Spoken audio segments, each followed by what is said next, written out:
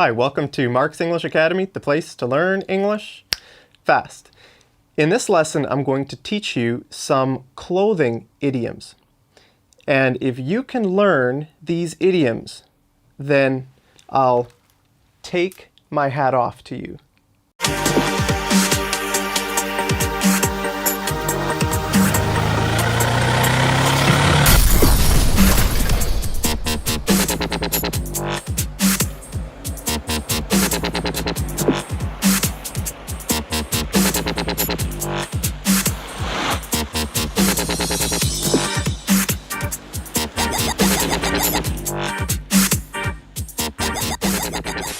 Okay, before criticizing someone, you should walk a mile in their shoes.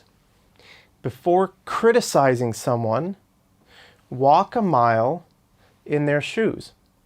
To walk a mile in someone's shoes means that you should try to imagine what kind of situation they're in. What are they going through? Maybe you don't understand all the challenges they're facing. For example, I could say, if you think teaching English grammar is easy, then you should walk a mile in my shoes, because teaching English grammar is a nightmare. Okay, the last thing we need is more boots on the ground. Now, this is a military expression, and if you like American politics, you'll hear this a lot. Boots on the ground. That means sending the army into a country. So you're sending troops into a country. When the United States invaded Iraq, George Bush put troops on the ground in Iraq. But when Barack Obama was elected as President of the United States, he didn't want troops on the ground. He wanted to take the troops back. Okay, and he doesn't want to have troops on the ground in Afghanistan or anywhere else. He wants to use drones. All right, so that's what boots on the ground, it means military personnel in another country. So her English impressed the socks off me. That means I was really surprised at how good her English was. I didn't even know she spoke English. Then when she started speaking, it impressed the socks off me. All right, so if I ever meet you, I hope your English impresses the socks off me. You better pull up your socks or you're out of here. You better pull up your socks or you're out of here. That means you need to try harder. You need to work harder. If you have a job and you're not a very hard worker, then your boss might come to you and say, you better pull up your socks or you're out of here. Or if you play on a soccer team, maybe your coach will tell you, you better pull up your socks or you're out of here, because there's lots of other players that are better than you and they're trying harder than you. If you don't try harder, you're off the team. Want to drop the gloves? Do you want to drop the gloves? This is an ice hockey expression. To drop the gloves means to fight. Okay, in ice hockey, before players fight, they throw off their gloves and then they beat the crap out of each other. To beat the crap out of each other means to beat the other person up really bad. Okay, I take my hat off to her for working in Sudan. I take my hat off to her for working in Sudan. That means that I respect her for working in a challenging place. So to take your hat off to someone means that you respect them for doing something that's hard. And Sudan is a country in North Africa, and I've never been there, but I imagine it would be a hard place to live, especially for a woman. So I take my hat off to her for working there. He scored a hat trick. A hat trick is 3 goals, usually in soccer or hockey. We use the word hat trick. So he scored a hat trick. That's when one player scores 3 goals. And usually when someone scores a hat trick, people in the crowd will take off their hat and they'll throw it onto the field or onto the ice. Need a photographer? I'll be there at the drop of a hat. So what that means is that that you don't need to give me any prior notice. Okay? Do you need a photographer? I'll be there at the drop of a hat. You don't need to ask me 1 or 2 days in advance. I'll do it immediately. All you need to do is call me, say, Mark, I need a photographer right now. And I'll say, yep, I'm there. 5 minutes. Okay? Now, why would I be there at the drop of a hat? Because I love photography. I do photography, I would do it for any excuse because I love it so much. Even if I'm busy working, if you ask me to come do photography for you, then I'd say I'll be there at the drop of a hat. I'll leave my work and I'll come right away because I love it so much. Do you love photography?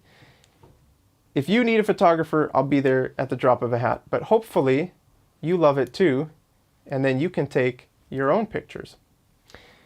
Okay, so next I'm going to teach you even more idioms that have to do with clothing. But first, it's sponsor time. This lesson is brought to you by nobody.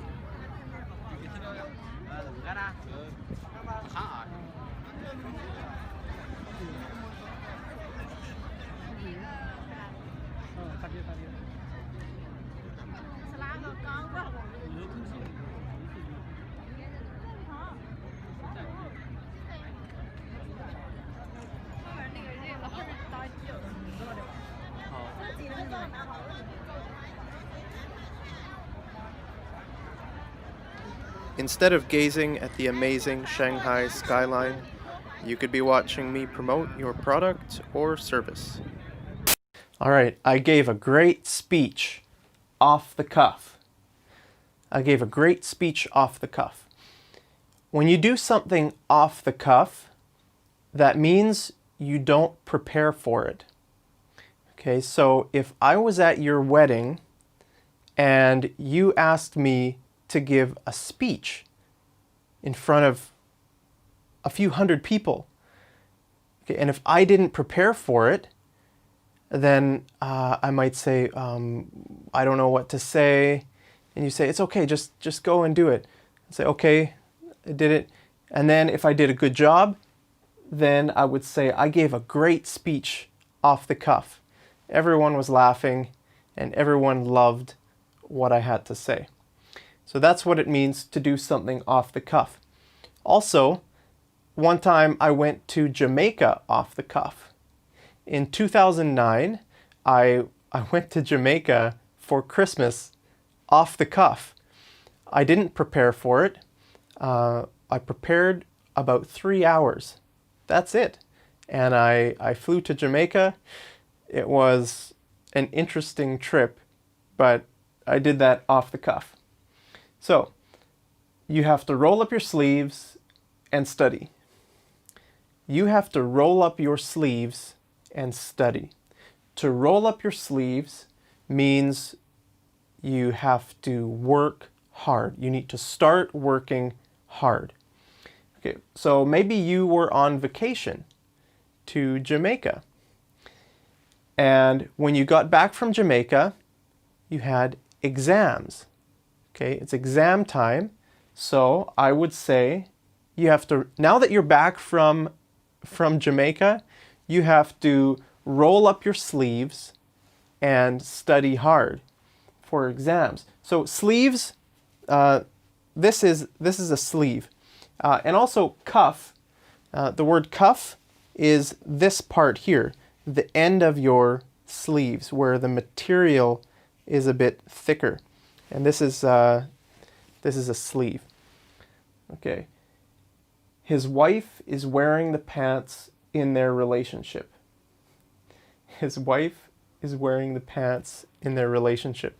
That means his wife is the boss. His wife is the boss in the relationship. If she says something, then he needs to obey her. Okay. So, yeah. Anyway, you better buckle down and study. Okay. You better buckle down and study. This means almost the same thing as roll up your sleeves, except this means more to do with focusing on one thing without getting distracted. For example, if you started studying for exams and then 5 minutes later you went to get something to eat. You went to your fridge and you took out some food and a Coke, and then you went back to study for another 5 minutes. And then you got bored and you went and turned on the TV. Then I would say, look, you need to buckle down and study. Okay, focus. Your exams are coming up. You can't waste time. Buckle down. As a kid, I only wore hand-me-downs. As a kid, I only wore hand-me-downs. If families have more than one kid, usually the parents will buy lots of new clothes for the first kid. But when the second kid comes, then the second kid doesn't get any new clothes. The second kid gets all the clothes from the first kid, and those clothes are called hand-me-downs. English grammar makes me put on my thinking cap. So a cap is like a hat that they wear, especially in baseball, with the front. That's called a cap. A thinking cap means you have to think really hard about something. Okay, and this is true. English grammar makes me put on my thinking cap. There's lots of times when I'm trying to teach English grammar and I have to think about it. Why do we say that in English? Why does this word need an article and not this word? So it makes me put on my thinking cap. Now that I have a degree under my belt, I can get a job overseas. Now that I have a degree under my belt, I can get a job overseas. So maybe you tried to get a job in Canada and the company said, no, you need a university degree first. And you say, okay. And you go and study for 4 years at university. Then after that, you say, now that I have a degree under my belt, I can get a job in Canada. So this is a belt, and this is a buckle. So this piece here, this is called the buckle. So now that you have a degree under your belt, you can go work overseas. It means that you have achieved something that will be helpful for something else. Okay, so you need a degree to study overseas. That's why we say you have a degree under your belt. Now you can do whatever you want overseas. Okay, there are your idioms for today. If you wore hand-me-downs when you were a kid, then click on the like button right down there, and I'll see you over in the next lesson. Take care.